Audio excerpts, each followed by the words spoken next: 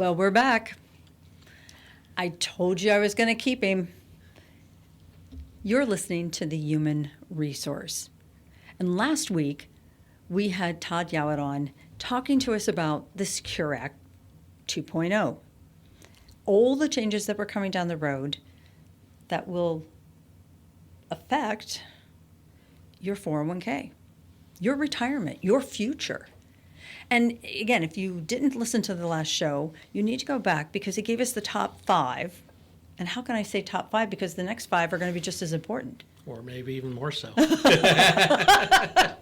has a tendency to do this kind of stuff to me. Todd, again, you are a financial advisor with the Rosselot Financial Group here in Cincinnati. We are so glad to have you here in the station at ICRC-TV. But pick us up where we left off. Give us 5 more major changes out of the 90 provisions. Yes. This you said this was like a 1,000-page document. Mm-hmm. Give us those other 5 that our listeners and our viewers need to be aware of to watch out for their retirement. Sure. So I think one thing is required minimum distributions. So when folks, are no longer working, but maybe they leave their monies in the old 401k plan, or maybe they leave their monies in an IRA. Once they got to a certain age, they were required by the government to start pulling their money out, or a certain percentage of their money out each year, because the government needed to start collecting the pre-tax taxes that were owed to them. So they increased the age for the RMDs, for the required minimum distribution. So if you're if you weren't 72 last year, the law now says that you don't have to take them until you're 73, starting this year. Okay. For those that turned 72 last year, unfortunately, they didn't, say, okay, well, we'll give you a break. You're going to be doing your required minimum distributions. But if you turn 72 this year, you're not going to need to take your RMD until you're age 73. So that's in effect immediately. And 10 years from now, they're going to take that age to 75. So I think it's a testament to people living longer. I think the government's recognizing that a little bit. So, they're saying, well, maybe we'll just let them, take it a little bit later. Well, what were they doing with the money anyways? They were either spending it or putting it in a savings account. Well, of course. No, they're spending it. So the government's helping us save. Yeah. Okay. I'm not going to go any further with that one. So anyway, so that's a good change. Also, if you have monies in a Roth bucket in your 401k, which Roth is just an after-tax contribution, so you pay your tax on the deposit, but when you pull all your money out in retirement, you don't pay federal state income taxes. They did require RMDs initially for that, other than in Roth IRAs, they did not. So it was kind of the two laws didn't make sense. The Roth 401k required an RMD. The Roth IRA did not. So what they just did is they cleaned that up, and now the Roth 401k is going to be just like a Roth IRA, so that there is no RMD until the participant actually passes away. Okay. So the beneficiary has to spend the money after the participant is gone. And that's effective in 2024. And those are individuals that are not contributing those are accounts outside of an employer. No, that's inside the employer. So, IRA? So in a 401, no, not the IRA, the Roth 401k. So the Roth 401k is just in 401k, since probably the last handful of years, it's been very popular for people to start doing Roth 401k contributions. Yes. Okay. Because the younger folks think that, taxes will be much higher down the road. Yes. And, I tend to agree with them. And so they're pretty much all abandoned doing the pre-tax, the traditional way of doing 401k. So all of our clients, we set up 401ks having both buckets, so pre-tax as well as Roth. So we're talking specifically now on the Roth 401k side of things. Okay. There was a provision in there that required that money be distributed as you attained age 72, but now they're not going to have to do that anymore. In a Roth 401k, you're just like the IRA outside of a 401k, you're not going to have to take the RMD on a Roth 401k. Your surviving beneficiary will when you pass. Got it. Okay. Okay. Forced out distributions. So again, this is dealing with terminated participants who have left money behind in the 401k plan. Under the current laws, if they left between $1,000 and $5,000, the employer had the right to roll their money into an automatic IRA. Okay, basically get it out of their plan and out of their fiduciary responsibility. They just increased the dollar threshold, so now employers can force employees into an IRA if the employee doesn't take their money out of their plan between $1,000 and $7,000. Oh. So they upped it $2,000. That's effective in plan year 2024. Which is around the corner. Around the corner. Okay. Also, they're going to allow vendors, so in other words, like the Fidelities of the world or John Hancock or Nationwide, they're going to allow those folks that if a participant shows up in another plan somewhere, they're going to allow those vendors to automatically take it from that rollover IRA and put it into the new employer's 401k plan automatically. And that's called auto transportability. And will that be a Roth as well? No, that's going to be whatever it is. So, oh, I see. So if it's pre-tax, it's pre-tax. If it was a Roth bucket, it's Roth. Okay. Okay. So that, again, 2024. And then good news for HR folks and for people responsible for handling the administration of their 401k plans at their company. We're going to have reduced disclosure requirements for non-participants. So right now, there's a ton of government disclosures. It started in 2012. The government thought that employees didn't have enough paper and enough disclosures about the plan, so it makes the employer do a lot of disclosures through a calendar year. And right now, everybody who is eligible to participate, whether they're participating or not, have to get all these notices every single year from the employer. Moving forward, they're going to do away with things that don't apply to a non-participant. So if there's a fund change in the plan, if you're not participating, it doesn't affect you. If there's a fee change of the plan, it doesn't impact you. So a lot of the notices that were going out, will no longer have to go to non-participants. There's 3 exceptions, so they'll still need to get a summary plan description, the SPD, that basically gives them the rights under the plan. They have to be sent an annual reminder that they are eligible for the plan.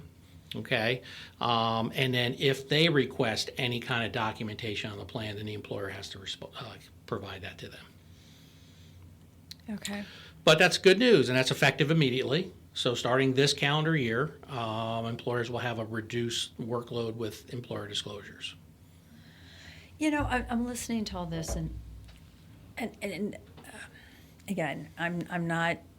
ERISA is not my strong point, and so 401ks and employee benefits, I always bring in a much, much higher authority and expert on.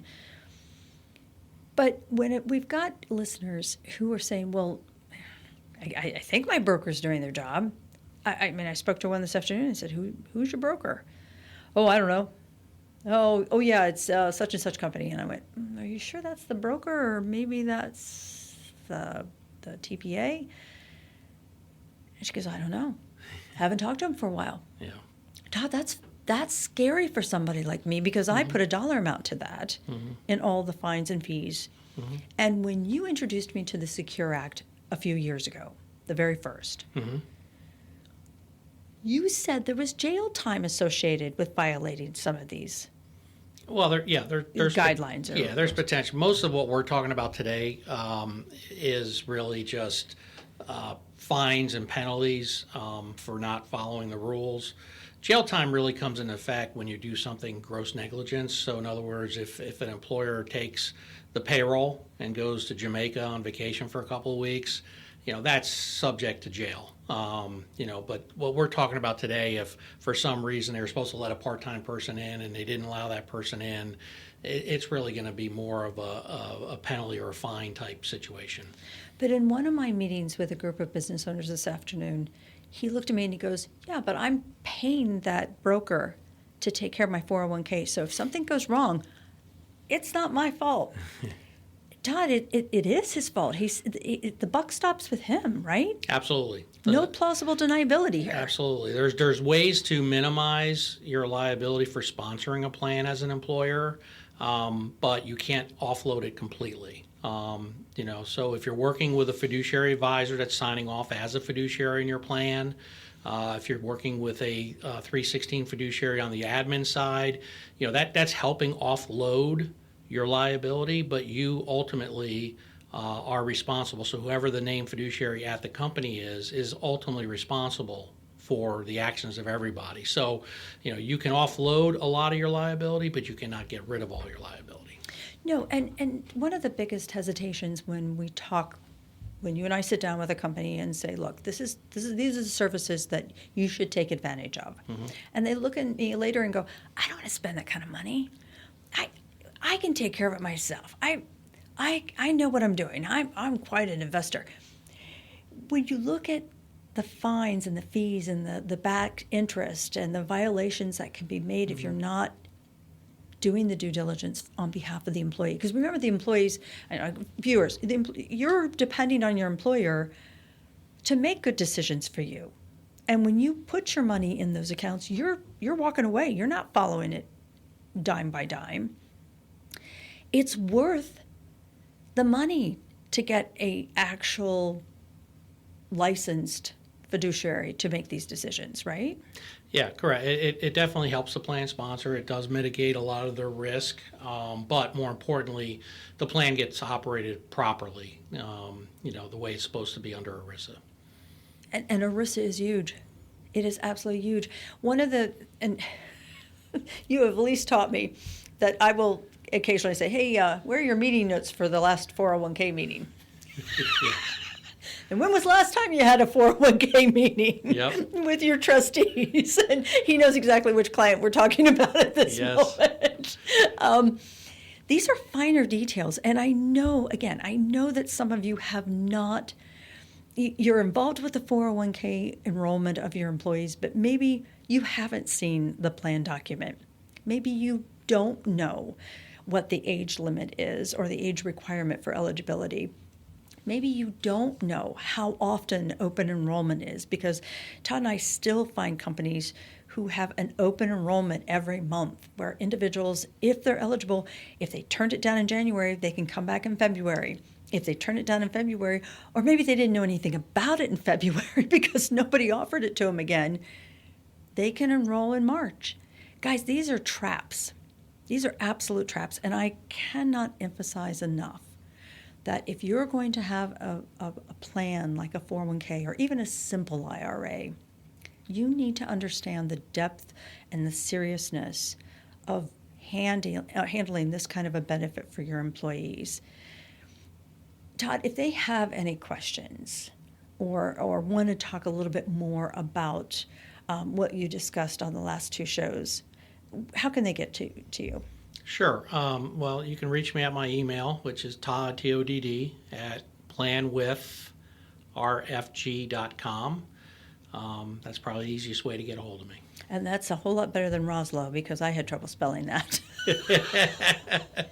Hey, do we have time for one fun thing? Oh, go ahead. You're going to talk about the steak? No, I'm going to give you my 10th bullet point that I thought would be very important for plan sponsors. I'm sorry, I cut you off. No, it's okay.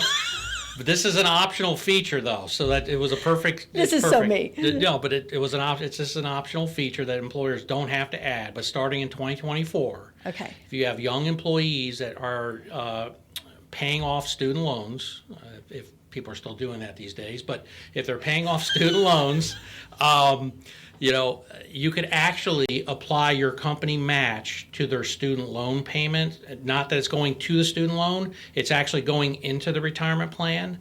But you're basically saying we're gonna instead of, since you're not doing a salary deferral because you can't afford to right now and you're paying off your student loans, whatever you're paying there, we're gonna apply it to our matching formula and put the match in the 401k plan for you.